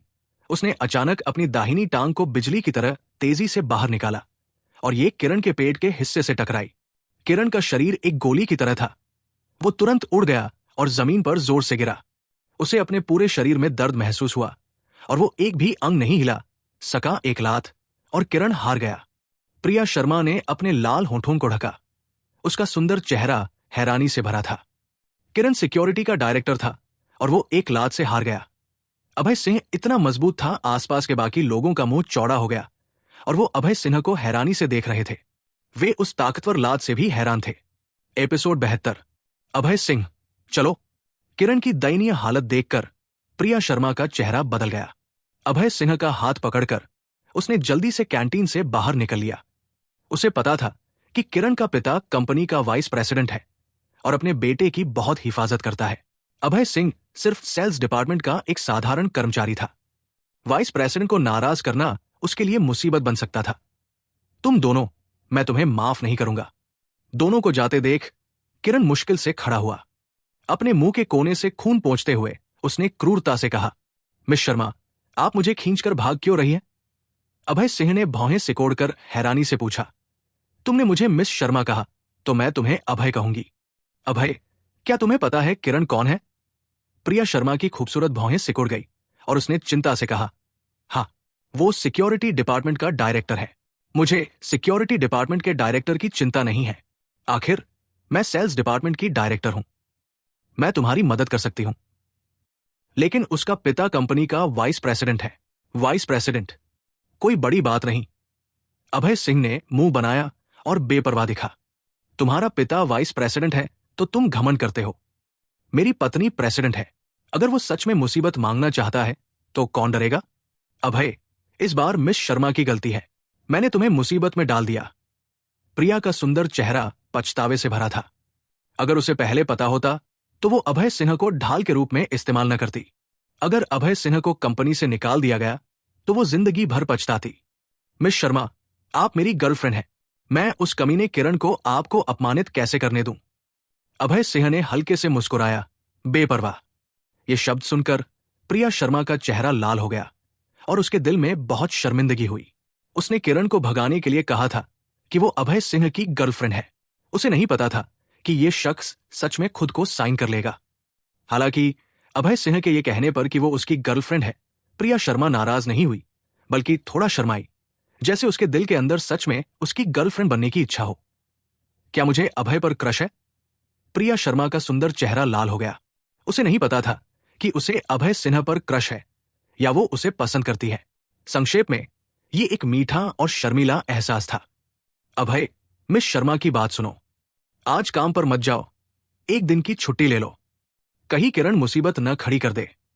अपने दिल की शर्मिंदगी को दबाते हुए प्रिया शर्मा ने धीरे से कहा, मिस शर्मा, चिंता मत करो। हिम शिखर कॉरपोरेशन में कोई मुझे निकाल नहीं सकता। अभय सिंह ने मुस्कुराया और आत्मविश्वास से कहा। हालांकि वो आत्मविश्वास से भरा था, प्रिया शर्मा अभी भी बहुत चिंतित थी। आखिर उसे अभय सिंह और शालिनी गुप्ता के रिश्ते के बारे में नहीं पता था। ठीक है मिस शर्मा, मैं काम पर जा रहा हूं। अभय सिंह ने हाथ हिलाया प्रिया शर्मा को अलविदा कहकर और सेल्स डिपार्टमेंट में काम पर लौट गया। प्रिया शर्मा की चेतावनी की उसे परवाह नहीं थी। उसकी नजरों में किरण सिर्फ एक चींटी था जिसे वो कभी भी कुचल सकता था। सेल्स डिपार्टमेंट में आकर अभय सिन्हा को लगा कि लोग अजीब व्यवहार कर रहे थे। उसे दूर से देखते ही सब उससे बचने लगे। सेल्स डिपार्टमेंट के लोग पहले अभय सिन्हा को नमस्ते करते थे, पूछते थे कि क्या उसने खाना खाया। अब उसे देखते ही वे प्लेग की तरह उससे बचते थे। क्या मैं इतना डरावना हूं? अभय सिंह ने आंखें घुमाई, अवाक। भाई, तुम डरावने नहीं हो, लेकिन किरण को मारना डरावना है। सेल्स डिपार्टमेंट के लोगों को किरण की पहचान पता थी। वो वाइस प्रेसिडेंट का बेटा था। किरण को मारने के बाद अभय सिन्हा को जरूर निकाल दिया जाएगा। सेल्स डिपार्टमेंट के लोग अभय सिन्हा के साथ निकाले जाने से बचना चाहते थे, इसलिए स्वाभाविक रूप से वे उससे दूर रहते थे। अभय सिन्हा पूरी दोपहर वहां बैठा रहा, ऊब गया। कोई उससे बात नहीं कर रहा था। उसे खाली समय में मजा आ रहा था। वो श्यामली वर्मा से बात करना चाहता था, लेकिन वो पूरे दिन वहां नहीं थी। बाहर बिजनेस की बातचीत के लिए गई थी, जिससे वो और ऊब गया। बेशक किरण ने कुछ नहीं किया हो ऐसा नहीं था। सिक्योरिटी रूम में वापस जाकर उसने एक शिकायत पत्र लिखा और उसे सीईओ शालिनी गुप्ता के हाथ में सौंप दिया। किरण ने अभय सिन्हा पर उसे मारने का आरोप लगाया और उसे निकालने की मांग की। हालांकि किरण के लिए निराशाजनक बात यह थी कि काम खत्म होने के बाद सीईओ शालिनी गुप्ता उसके पास नहीं आई। अभय सिन्हा के खिलाफ शिकायत पत्र समुद्र में डूबे पत्थर की तरह था। उसे सौंपने के बाद उसका कोई निशान नहीं मिला। घर जाने का समय हो गया। अभय सिंह ने घड़ी पर नजर डाली। ठीक 6 बजे थे। रिपोर्ट फॉर्म्स को व्यवस्थित करने के बाद वो हाथ पीठ पर रखे सेल्स डिपार्टमेंट से बाहर निकला। क्या अभय सिंह ने किरण को नहीं मारा था? फिर वो दोपहर को ठीक कैसे रहा और उसे निकाला क्यों नहीं गया? सेल्स डिपार्टमेंट के लोग चर्चा कर रहे थे, हैरान और उलझन में। अभय सिंह जैसे ही बिल्डिंग से बाहर निकला, बारिश शुरू हो गई। सुबह जब वो निकला था तो मौसम बादल छाया हुआ था, लेकिन हैरानी की बात यह थी कि अब जाकर बारिश शुरू हुई और वो भी तेज। लेकिन बारिश होने के बावजूद उसे कुछ करना था। अभय सिंह ने फोन निकाला, जय जैन का नंबर डायल किया और कहा, यंग मास्टर जैन, क्या आप आज रात फ्री हैं? क्या आप अभय सिंह हैं? जय की आवाज में थोड़ी हैरानी थी। बेशक मैं हूं। क्या आपने मेरा फोन नंबर सेव नहीं किया? किया था, बस मुझे नहीं लगा था कि आप आज मुझे फोन करेंगे। आप कोई जगह ढूंढें, मैं अब आपका इलाज करने जा रहा हूं। अभय सिंह ने लापरवाही से कहा। उसने जय जैन से वादा किया था कि वो उसकी नन्ही समस्या का इलाज करेगा। मैं गुआंगवू रोड पर ओक बे कम्युनिटी में हूं। यूनिट 1, तीसरी मंजिल, पूर्वी यूनिट। जय जैन ने अपना पता बताया। उसकी आवाज उत्साह से भरी थी। उसे ये बीमारी 20 साल से थी और उसने बहुत अपमान सहा था। अब इलाज का मौका मिलने से वो दिल से बहुत खुश था। मेरा इंतजार करें, मैं वहां पहुंचता हूं। अभय सिंह ने फोन काट दिया, एक टैक्सी रोकी और ओक बे कम्युनिटी की ओर चल पड़ा। ओक बे डिस्ट्रिक्ट गुआंग वू रोड पर स्थित है और एक शानदार कम्युनिटी है। औसत व्यक्ति वहां रहने का खर्चा नहीं उठा सकता, सिर्फ अमीर लोग ही वहां रहते हैं।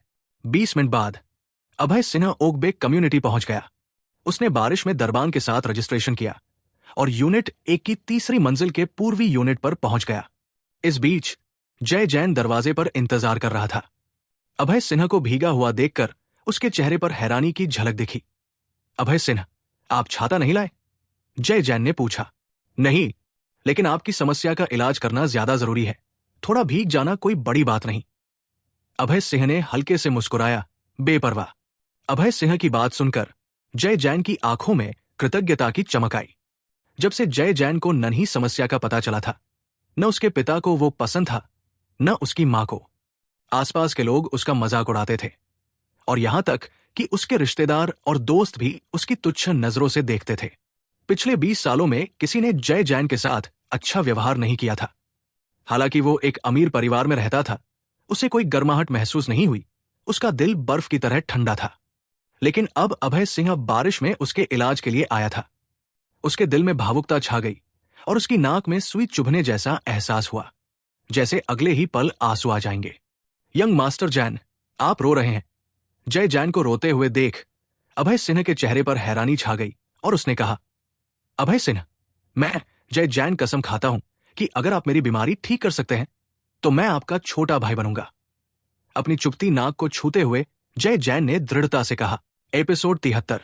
जैन भाई, कृपया मुझे बताएं कि आप अपनी मां के गर्भ में कैसे घायल हुए थे? अभय सिंह ने मुस्कुराते हुए पूछा। उसे बीमारी का कारण जानना जरूरी था ताकि वो इसका सही इलाज कर सके। 20 साल पहले मेरी मां शादी से पहले गर्भवती हो गई थी। उस वक्त मेरे पिता का स्टार्टअप बिजनेस शुरू हो रहा था और उसे परेशान न करने के लिए मां गांव अपने घर चली गई थी ताकि वहां बच्चे को जन्म दे सके। वहां की हालत बहुत खराब थी। जिस दिन मेरा जन्म हुआ, बर्फ पड़ रही थी और बाहर का तापमान 0 से नीचे था। बहुत ठंड थी। मेरे जन्म के वक्त कोई कंबल नहीं था, इसलिए मुझे ठंड से चोट लग गई। पुरानी बातों को याद करते हुए जय जैन बहुत उदास हो गया। अब समझ आया, ठंडी हवा आपके शरीर में घुस गई थी, इसलिए आप किडनी में यीन की कमी के साथ पैदा हुए थे। जय जैन की बात सुनकर अभय सिन्हा को समझ आ गया। जन्म के वक्त ठंडी हवा ने उसके शरीर पर हमला किया था, जिससे उसकी किडनी की ऊर्जा नष्ट हो गई और उसका नन्हा अंग ठंड से प्रभावित हो गया। किडनी में यीन की कमी क्या होती है? जय जैन के चेहरे पर उलझन थी, जैसे कोई जिज्ञासु बच्चा। उसे दवा और सेहत के बारे में कुछ भी नहीं पता था। किडनी की कमी यिन या यांग में हो सकती है। किडनी में यिन की कमी का मतलब है कि आपकी पीठ और घुटने कमजोर होंगे, आपकी दोनों टांगों में ताकत नहीं होगी, किडनी की ऊर्जा कम होगी, नन्हा अंग छोटा होगा और नपुंसकता होगी। आप किडनी में यिन की कमी का एक क्लासिक मामला है। अभय सिंह ने मुस्कुराते हुए कहा और उसे एक सेहत की क्लास दे दी। इंसान के शरीर में यिन और यांग होते हैं। आप में यिन या यांग की कमी हो सकती है और सही लक्षणों का इलाज करना जरूरी है ताकि ठीक हो सके। अभय सिंह की बात सुनकर जय जैन की आंखें खुल गई। यह पहली बार था जब उसने सुना कि यिन या यांग की कमी हो सकती है। पहले उसे सिर्फ सामान्य किडनी की कमी के बारे में पता था। अब उसे लगा कि वो पहले कितना अनपढ़ था। लेकिन अभय सिंह का किडनी में यिन की कमी का जय जैन को खुश कर गया। चूंकि वो उसके लक्षणों के बारे में बता सकता था, तो जरूर इसका इलाज भी होगा। उसे अभय सिन्हा पर पूरा भरोसा था।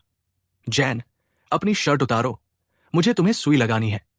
अभय सिंह ने 9 सुइयां निकाली और हल्के से कहा, ये ठीक नहीं है, मैं पुरुष हूं। जय जैन का चेहरा लाल हो गया और उसने शर्मिंदगी से कहा, जल्दी करो, मुझे पुरुषों में दिलचस्पी नहीं है। अभय सिंह हंसा। उसे समझ नहीं आया कि क्या जवाब दे। आखिरकार जय जैन ने अनिच्छा से अपने कपड़े उतारे। देखे बिना नहीं पता था, लेकिन उसका नन्हा अंग सच में बहुत छोटा था। अभय सिन्हा को पता था कि जय जैन की किडनी की ऊर्जा कुछ रुकावटों की वजह से बह नहीं रही थी और इसलिए वो जन्म से नपुंसकता के साथ पैदा हुआ था। जब तक किडनी की रुकावट दूर हो जाए, वो ठीक हो जाएगा। अभय सिंह ने सुइया ली और 9 पावर एनहेंसिंग नीडल्स का इस्तेमाल किया। उसने बिजली की तेजी से सुइया Shenshu point, live gate point, lumbar point और 6 अन्य पॉइंट्स में चुभाई। ये सभी 9 पॉइंट्स किडनी से जुड़े थे और ये वो जगह थी जहां से किडनी की ऊर्जा गुजरती थी। 15 मिनट बाद अभय सिंह ने जय जैन की किडनी से सारी ठंडी ऊर्जा निकाल दी। अब उसकी किडनी की ऊर्जा पूरे शरीर में बह सकती थी। हो गया, अब कैसा लग रहा है? अभय सिंह ने सुइयां निकाली और हल्के से पूछा। बहुत अच्छा लग रहा है। जय जैन को शानदार एहसास हुआ। एक गर्म हवा की लहर उसके पूरे शरीर से गुजरी और उसका पूरा शरीर गर्म हो गया। जब किडनी की ऊर्जा उसके नन्हे अंग में पहुंची, अचानक उसका अंग उठ खड़ा हुआ। न सिर्फ उठा, बल्कि 3 सेंटीमीटर बढ़ भी गया। अरे, ये लंबा हो गया और खड़ा भी है। अपने अंग में बदलाव देखकर जय जैन ने उत्साह से कहा, जल्दी कपड़े पहनो, क्या चिल्ला रहे हो? जय जैन को इतना उत्साहित देख अभय सिंह ने भौहें सिकोड़कर डांटा। धन्यवाद भाई अभय, अब से मैं आपका छोटा भाई हूं।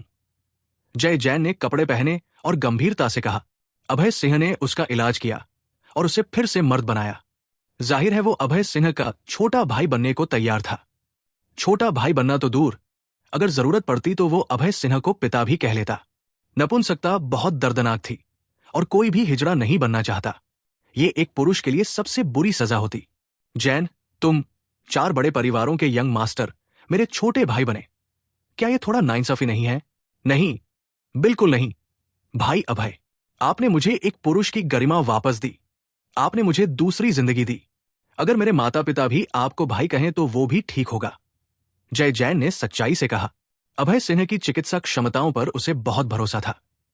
आपकी किडनी की रुकावट दूर हो गई है। अब आपकी ऊर्जा अच्छे से बहेगी। मैं अब आपको किडनी को मजबूत करने का एक गुप्त नुस्खा दूंगा ताकि आपकी हालत स्थिर हो सके। अभय सिंह ने हल्के से मुस्कुराया और उसे किडनी ठीक करने का नुस्खा देने का फैसला किया। आखिर वो इस कमी के साथ पैदा हुआ था, इसलिए उसे बहुत सारी दवाओं की जरूरत थी। धन्यवाद भाई अभय। जय जैन का स्वभाव जल्दी बदल गया। अभय सिंह का छोटा भाई बनने के बाद से उसका लहजा ज्यादा सम्मानजनक हो गया। ये किडनी को मजबूत करने का गुप्त नुस्खा है। इसमें velvet, fleece flower root, cordyceps sinensis, gorgon, eucommia, Chinese wolfberry. Abhay Singh ने एक पेन लिया और कागज पर नुस्खा लिखा। इसमें चीनी दवाओं के नाम और उनकी मात्रा थी। फिर उसे जय जैन को दे दिया। जय जैन ने उत्साह से नुस्खा लिया। ये उसके लिए एक अनमोल खजाने की तरह था। वो 50 लाख रुपए जीतने से भी ज्यादा खुश था। इस नुस्खे के अलावा आप खाने से भी इलाज कर सकते हैं। अगर आप अपनी यांग ऊर्जा बढ़ाना और किडनी को मजबूत करना चाहते हैं तो आपको अखरोट, काले तिल, काली फलिया, अंडे, लीक, चेस्टनट, बटेर ज्यादा खाने होंगे। अभय सिंह ने हल्के से मुस्कुराया और जय जैन को कुछ खाने की चीजें बताई जो उसे खानी चाहिए। दवा दवा होती है, खाना खाने से इलाज होता है। अगर आप दोनों का एक साथ इस्तेमाल करें तो दोगुना नतीजा मिलेगा। भाई अभय, आप कमाल हैं। आपको किडनी मजबूत करने के इतने गुप्त नुस्खे पता है। आप मेरे आइडल हैं। जय जैन की नजरें अभय सिंह को पूजने वाली थी। वो उसकी क्षमताओं से पूरी तरह कायल हो गया था। भाई अभय सच में बहुत कुछ जानते थे। जितना ज्यादा वो भाई अभय को जानता था, उतना ही ज्यादा उसे अपनी नादानी का एहसास होता था। उसे विश्वास था कि अगर वो भाई अभय की बताई चीजें करता रहा तो वो अपनी किडनी को मजबूत कर सकता है और एक ताकतवर मर्द बन सकता है और हर रात बिस्तर पर महिलाओं को खुश कर सकता है। अब 8 बज गए हैं, मुझे जाना चाहिए। अभय सिंह ने हल्के से मुस्कुराया और जाने की तैयारी की। उसने जय जैन की बीमारी का इलाज कर दिया था और यहां अब उसका कोई काम नहीं था, तो स्वाभाविक रूप से उसे घर जाना था। भाई अभय, एक पल रुके। कुछ चाहिए? भाई अभय, ये 10 लाख रुपए हैं, ले। जय जैन ने 10 लाख रुपए का एक चेक निकाला और अभय सिंह को थमा दिया। जय जैन मूल रूप से अभय सिंह को ज्यादा पैसे देना चाहता था। भले ही वो उसे 10 करोड़ रुपए देता, उसे फिर भी लगता कि ये इसके लायक है, क्योंकि उसने उसका इलाज किया। उसने एक ऐसी समस्या ठीक की जो बड़े बड़े विशेषज्ञ और मशहूर डॉक्टर नहीं ठीक कर सके। लेकिन हालांकि जय जैन जैन कॉरपोरेशन का सबसे बड़ा बेटा था, परिवार का सारा पैसा और फंड उसके छोटे भाई के नियंत्रण में था, इसलिए उसके पास अपने हाथ में ज्यादा पैसा नहीं था। सिर्फ ये 10 लाख रुपए थे। तो ये कहा जा सकता है कि जय जैन ने अपनी सारी संपत्ति अभय सिंह को दे दी। ये अच्छी तरह दिखाता था कि वो अभय सिंह के प्रति कितना आभारी था। अपने पैसे वापस लो, वरना मैं नाराज हो जाऊंगा। अभय सिंह ने जय जैन के 10 लाख रुपए ठुकरा दिए और असंतुष्ट होकर कहा, भाई अभय, ये मेरी ओर से थोड़ी कृतज्ञता है। अगर आप इसे नहीं लेंगे तो मैं अपने मन को शांत नहीं कर पाऊंगा। अगर तुम मुझे भाई अभय कहते हो तो इसका मतलब है कि तुम मुझे दोस्त मानते हो, और मैंने तुम्हारी बीमारी का इलाज इसलिए किया क्योंकि तुम मेरे दोस्त हो। अगर तुम मुझे पैसे दोगे तो इसका क्या मतलब होगा? भाई अभय, मैं बस नहीं चाहता था कि आप मेरी मुफ्त में मदद करें। जय जैन ने सच्चाई से कहा। उसकी आवाज से उसकी कृतज्ञता साफ झलक रही थी। एपिसोड 74। यंग मास्टर जैन, अगर यह पैसे के लिए होता तो मैं बारिश में आपका इलाज करने नहीं आता। क्या आप भूल गए कि मैंने अपना जेड लटकन कितने में बेचा था? अभय सिंह ने हल्के से भौहें सिकोड़ ली और जय जैन के 10 लाख रुपए ठुकरा दिए। उसका जेड लटकन 1 करोड़ रुपए में बिका था। क्या उसे पैसे की जरूरत थी? नहीं, वो जय जैन की बीमारी का इलाज करने को तैयार था क्योंकि वो उसे अपना दोस्त मानता था। भाई अभय, मैं आपकी बात मानूंगा और पैसे वापस रख लूंगा। जय जैन की आंखों में फिर से आंसू आ गए जब उसने सुना कि अभय उसे दोस्त कह रहा है। अभय पिछले 20 सालों में पहला शख्स था जिसने उसे दोस्त माना। मैं जा रहा हूं, अगर कुछ चाहिए तो मुझे फोन करना। अभय सिंह ने हाथ हिलाया और जाने की तैयारी की। भाई अभय, 1 मिनट रुके। क्या बात है? भाई अभय, पैसे नहीं लेना ठीक है, लेकिन मुझे आपको एक रात की सैर पर ले जाना है।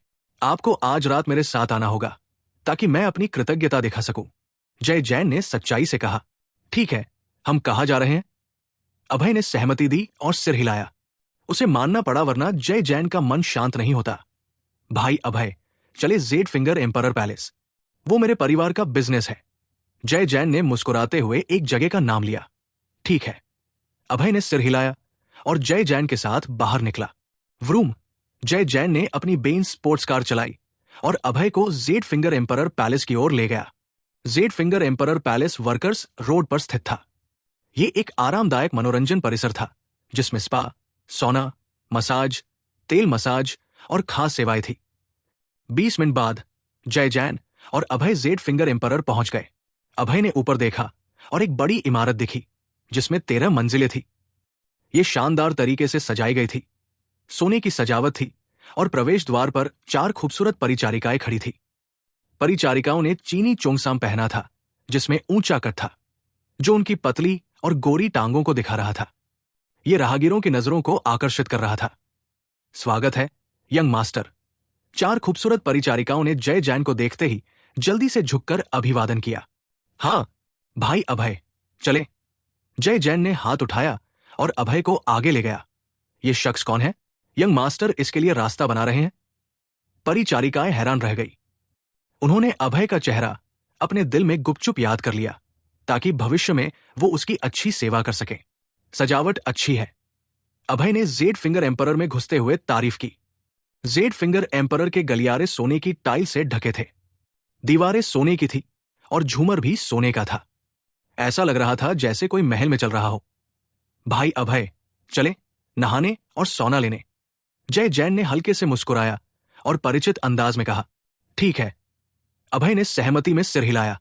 वो बारिश से भीगा हुआ था और उसका शरीर चिपचिपा और असहज महसूस कर रहा था। थोड़ी देर बाद जय जैन अभय को एक बड़े टब के पास ले गया। टब 300 वर्ग मीटर से ज्यादा बड़ा था। दोनों ने टब में भिगोने के बाद सोना लिया। उन्हें ताजगी और आराम महसूस हुआ। भाई अभय, आइए चले एक मसाज लेते हैं, जय जैन ने उत्साह भरे चेहरे के साथ कहा और अभय को एक शानदार वीआईपी कमरे में ले गया। कमरा एम्परर हॉल कहलाता था। यह विशाल था और 100 वर्ग मीटर का था। हॉल के अंदर 2 बेडरूम थे जिन्हें मेहमान खास सेवाओं के लिए इस्तेमाल कर सकते थे। सोने की मेज पर अलग अलग तरह की शराब और फल रखे थे। Red wine, beer, vodka, brandy और तरबूज, अंगूर, केला और ड्रैगन फ्रूट भी थे। यंग मास्टर, आपको किस तरह की सेवा चाहिए? एक खूबसूरत युवती अंदर आई और सम्मान से पूछा। यह महिला बहुत सुंदर थी और लगभग 30 साल की थी। उसका चेहरा मोहक था और होंठ छोटे चेरी जैसे थे। उसने काला प्रोफेशनल सूट पहना था जो उसके आकर्षण को बढ़ा रहा था। उसका नाम यूकिन तांग था और वो जेड फिंगर एम्परर की मैनेजर थी। मिस किन, ये मेरे भाई अभय है। हाल में कोई सुंदरी आई है? जय जैन यूकिन तांग से परिचित था और उसे मिस किन कहकर बुलाया। जय जैन की बात सुनकर यूकिन तांग एक पल के लिए हैरान रह गई। उसके चेहरे पर अजीब भाव उभरे। उसे पता था कि जय जैन कितना घमंडी था। उसकी नजरें बहुत ऊंची थी और वो हर्ष चतुर्वेदी को भी नहीं गिनता था। लेकिन अब वो अपने सामने वाले युवक को सम्मान से भाई अभय कह रहा था। इससे यूकिन तांग थोड़ा हैरान हुई, लेकिन यूकिन तांग मनोरंजन उद्योग में लंबे समय से काम कर रही थी और बहुत चतुर थी। उसने अंदाजा लगाया कि ये युवक जय जैन के लिए बहुत महत्वपूर्ण होगा। वो साधारण नहीं हो सकता। भाई अभय से मिलकर अच्छा लगा। हमारे पास यहां बहुत सारी सुंदरियां हैं, मासूम, सेक्सी, मोहक, ठंडी और हां, एक यूनिवर्सिटी छात्रा भी है जो अभी तक कुंवारी है। ये सभी शानदार मसाज देती हैं। यूकिन तांग ने मोहक ढंग से मुस्कुराया और अभय और जय जैन को अलग अलग लड़कियों का परिचय दिया। मिस्किन, उन्हें कमरे में इकट्ठा करो और भाई अभय को चुनने दो। जय जैन ने हाथ हिलाया और यूकिन तांग से जल्दी काम निपटाने को कहा। वो समय बर्बाद नहीं करना चाहता था। भाई अभय को मसाज करवाने के अलावा वो अपने नन्हे भाई की ताकत भी आजमाना चाहता था। ठीक है, मैं अभी आती हूं। मिस्किन ने हल्के से मुस्कुराया और कमरे से बाहर चली गई। जल्द ही वो दर्जनों लड़कियों को लेकर आई। लड़कियों ने मिनी स्कर्ट पहनी थी जो उनकी गोरी टांगों को दिखा रही थी। वे सभी बेहद खूबसूरत थी। कुछ मासूम थी, कुछ सेक्सी, मोहक या ठंडी। कुछ ने नर्स, फ्लाइट अटेंडेंट और नौकरानी की वर्दी पहनी थी। वे यूनिफॉर्म टेम्पटेशन के लिए तैयार थी। यंग मास्टर को नमस्ते। दर्जनों खूबसूरत लड़कियों ने उत्साह भरे चेहरों के साथ झुककर अभिवादन किया। यहां काम करने और आखिरकार पौराणिक यंग मास्टर को देखने का मौका मिलने से वे जाहिर तौर पर बहुत उत्साहित थी। ये मेरे भाई अभय हैं। वो पहले चुनेंगे। अगर वो आपको चुनते हैं तो आपको उनकी अच्छी सेवा करनी होगी। ठीक है, जय जैन ने दर्जनों सुंदर लड़कियों से कहा। समझ गई। जय जैन की बात सुनकर सभी ने अभय को गर्म नजरों से देखा। अगर जय जैन इस युवक को भाई अभय कह रहे थे तो इसका बैकग्राउंड जरूर बड़ा होगा। मैं नंबर 1 हूं। मैं सोंगजियांग शहर से हूं। मेरी उम्र 20 साल है और मैं नर्स हूं। मैं मुंह से मसाज और सामान्य मसाज में माहिर हूं। पहली मासूम सुंदरी ने नर्स की वर्दी में कहा। मैं नंबर 2 हूं। मैं शियान से हूं। मेरी उम्र 22 साल है और मैं फ्लाइट अटेंडेंट हूं। मैं तेल मसाज और 8 ऋषि समुद्र पार कुछ खास तकनीक में माहिर हूं। दूसरी सुंदरी ने फ्लाइट अटेंडेंट की वर्दी में कहा। थोड़ी देर बाद दर्जनों सुंदरियों ने अपना परिचय दे दिया। भाई अभय, आपको कौन पसंद है? आप पहले चुने, जय जैन ने हंसते हुए कहा। नंबर 3। अभय ने सिर हिलाया और नंबर 3 को चुना। जब सुंदरियां अपना परिचय दे रही थी, अभय को पता चला कि नंबर 3 एक यूनिवर्सिटी छात्रा थी। इससे भी ज्यादा अहम, छात्रा का चेहरा मासूम था लेकिन थोड़ा ठंडा भी लगता था, जिससे उसे थोड़ा आकर्षण हुआ। अभय के चुनने के बाद जय जैन ने एक सेक्सी सुंदरी को चुना। बाकी सुंदरियां निराश होकर कमरे से बाहर चली गई। भाई अभय, मैं बाएं वाले बेडरूम में जाऊंगा। दाया वाला आपके लिए छोड़ता हूं। जय जैन ने सेक्सी सुंदरी को पकड़ा और बाएं बेडरूम की ओर चला गया। थोड़ी देर बाद बाएं बेडरूम से करहाने की आवाजें आने लगी। एपिसोड 75। आपका नाम क्या है? अभय सिंह ने हल्के से मुस्कुराते हुए सामने वाली लड़की से पूछा। लड़की बहुत सुंदर थी। उसकी त्वचा बर्फ की तरह सफेद थी, आंखें मोहक थी और नाक प्यारी थी। उसके चेहरे की बनावट शानदार थी और चेहरा बिल्कुल सही था। वो एक खूबसूरती से तराशी गई जेड की मूर्ति की तरह थी, शुद्ध और मासूम, जिसमें हल्की ठंडक की झलक थी। उसे देखकर लोग उसे चूमना चाहते थे। उसने गुलाबी मिनीस्कर्ट पहनी थी जो उसके शरीर के कर्व्स को गले लगा रही थी और आंखों को अच्छी लग रही थी। मिनीस्कर्ट के नीचे उसकी बर्फ जैसी सफेद पिंडलियां थी जो कई लोगों की नजरों को आकर्षित कर रही थी। ये एक उच्चतम स्तर की सुंदरी थी। उसका चेहरा और शरीर दोनों शीर्ष स्तर के थे और वो एक यूनिवर्सिटी छात्रा थी। इसके बारे में सोचने मात्र से ही उत्साह हो जाता था। मेरा नाम मेघा है, गुलाबी मिनीस्कर्ट वाली लड़की ने मधुरता से कहा। उसकी आवाज बहुत मीठी और नरम थी और सुनने में अच्छी लग रही थी। लेकिन जब उसने अभय की गर्म नजरें देखी तो उसका चेहरा और कान लाल हो गए।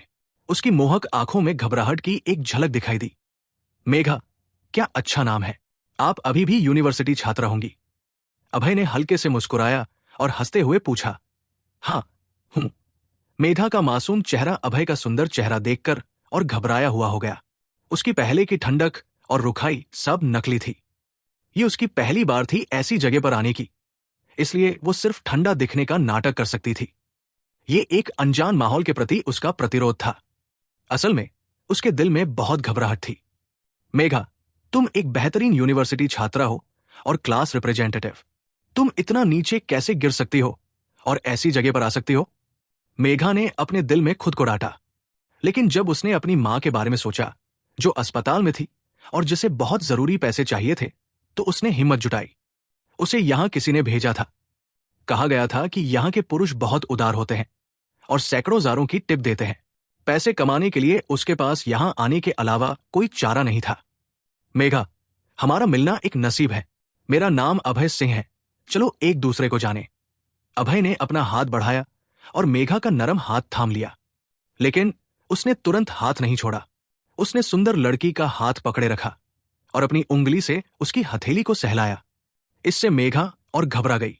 उसका पूरा चेहरा, कान और गर्दन लाल हो गए। अभय, मैं मसाज के लिए 1000 रुपए लेती हूं, मेघा ने बेचैनी से कहा। उसे डर था कि अगर उसकी कीमत ज्यादा हुई तो ये सुंदर युवक मसाज से मना कर देगा। उसने अपना हाथ छुड़ाने की कोशिश की, लेकिन सफल नहीं हुई।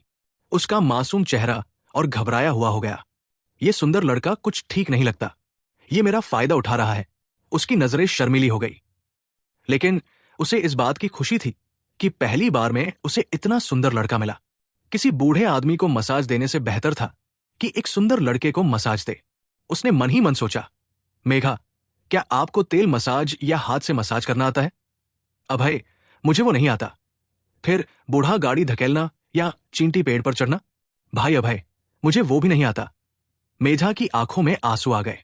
उसका मासूम चेहरा चिंता से भरा था और वो रोने के करीब थी। उसे अभय ने जो सेवाएं बताई, उनमें से कोई भी उसे नहीं आती थी। ये उसका पहला दिन था जेड फिंगर एम्परर में और उसने सिर्फ मसाज करना सीखा था।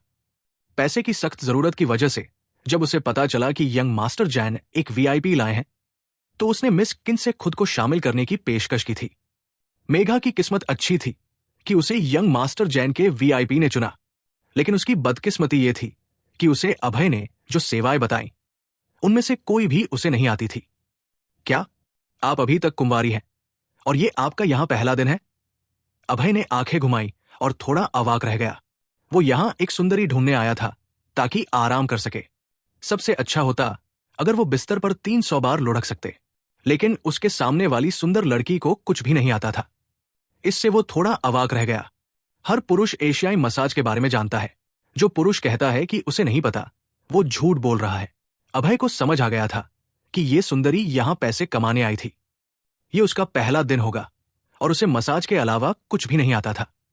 भाई अभय, मुझे आपके लिए मसाज करने दे। अगर आपको 1000 रुपए ज्यादा लगते हैं तो मैं आपको छूट दे सकती हूं। मुझे सच में पैसे की जरूरत है। मेघा का मासूम चेहरा उम्मीद से भरा था। उसे डर था कि अभय उसकी पेशकश ठुकरा देगा। उसकी मां का ऑपरेशन कल होने वाला था। अगर वो आज पैसे नहीं कमा पाई तो उसकी मां का ऑपरेशन नहीं हो पाएगा और उसकी जान को खतरा हो सकता था। अपनी मां के लिए वो यहां इस रेड लाइट इलाके में आने को तैयार थी। सस्ता करने की जरूरत नहीं। मुझे मसाज दो। अगर आपने अच्छा किया तो मैं आपको ज्यादा पैसे दूंगा। अभय ने हल्के से मुस्कुराया और कहा, अगर ये सुंदर लड़की सिर्फ मसाज करना जानती थी तो वो मसाज ही लेगा। धन्यवाद भाई अभय, मेधा ने कृतज्ञता से कहा। उसे पता था कि उसकी किस्मत अच्छी थी कि उसे इतना सहज स्वभाव वाला शख्स मिला। उसने दूसरी लड़कियों से सुना था कि कई महिलाओं को ग्राहकों के साथ खास सेवाएं देनी पड़ती थी। अगर वो तैयार न हो तो उन्हें मजबूर किया जाता था। ये सुंदर युवक उससे कहीं बेहतर था। मेघा ने अपने गोरे हाथों से अभय की पीठ की मसाज शुरू की। वो अनुभवहीन थी। साफ था कि यह पहली बार था जब उसने किसी ग्राहक को मसाज दी थी। तुम कर सकती हो मेघा। अपनी मां के लिए तुम्हें अपने पहले ग्राहक की अच्छी सेवा करनी होगी। उसने अपने दिल में खुद को हौसला दिया। बहुत अच्छा लग रहा है। मेघा की मसाज के बाद अभय को बहुत आराम और ताजगी महसूस हुई। उसके शरीर के रोम छिद्र जैसे खुल गए हों। एक पुरुष के लिए एक सुंदर लड़की से पूरे शरीर की मसाज लेना निश्चित रूप से आनंददायक था। जिस पुरुष ने इसे अनुभव नहीं किया, वो नहीं समझ सकता कि ये कितना अच्छा लगता है। ये मेघा का पहला मसाज था, इसलिए वो अनुभवहीन और घबराई हुई थी। उसने गलती से अभय के नन्हे अंग को छू लिया, जिससे उसे आरामदायक सिसकारी निकली। मेघा का चेहरा लाल हो गया और वो और घबरा गई। वो किसी छेद में छिप जाना चाहती थी। मसाज 1 घंटे में खत्म हो गई। अभय ने पसीने से तर मेघा को देखा और उसकी आंखें गर्म हो गई। ये सुंदरी न सिर्फ मासूम दिखती थी, बल्कि उसके सीने का उभार भी बड़ा था, कम से कम 36D साइज का। उसका उभार हिल रहा था और नजरों को आकर्षित कर रहा था। भाई अभय, मसाज खत्म हो गई, मेधा ने लाल चेहरे के साथ कहा। अभय की गर्म नजरों ने उसे और शर्मिंदा कर दिया। हाँ, आपकी सेवा शानदार है। क्या आपके पास बैंक खाता है? मैं आपको पैसे ट्रांसफर कर दूंगा। भाई अभय, आप सीधे सामने रिसेप्शन पर दे सकते हैं। मैं पैसे नहीं लेती, वो वहां से मुझे पैसे दे देंगे। मैं मसाज के पैसे दूंगा, लेकिन चूंकि आपकी मसाज शानदार थी, मैं आपको टिप भी दूंगा। टिप? सच में? धन्यवाद भाई अभय। मेधा की मोहक आंखें चमक उठीं और उसने उत्साह से कहा। उसने सुना था कि अगर मसाज अच्छी हुई तो ग्राहक टिप देते हैं। कुछ उदार ग्राहक तो कुछ 100 रुपए भी टिप देते थे। उसे पैसे की सख्त जरूरत थी, इसलिए टिप की बात सुनकर वो खुश हो गई।